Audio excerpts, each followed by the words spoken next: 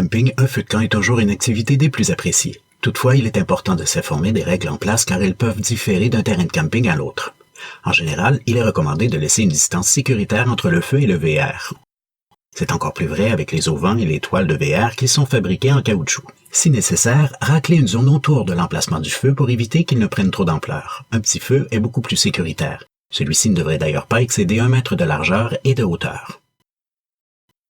Important, un feu sans surveillance peut présenter un très grand danger. Il faut toujours éteindre celui-ci avant d'aller dormir et pour être certain qu'il ne renaîtra pas de ses cendres, il est recommandé d'arroser la zone autour du foyer et de verser de l'eau sur le feu et sur la braise jusqu'à ce qu'il n'y ait plus de fumée. Évidemment, il est recommandé de ne pas faire de feu les jours venteux. Un feu peut aussi survenir à l'intérieur du VR, par exemple en faisant la cuisine à cause d'un trouble électrique ou de négligence. C'est pourquoi détecteurs de fumée et extincteurs sont obligatoires. En ce qui concerne la cuisson au barbecue en camping, il est aussi important de rappeler à tous qu'on ne doit jamais utiliser un accélérant.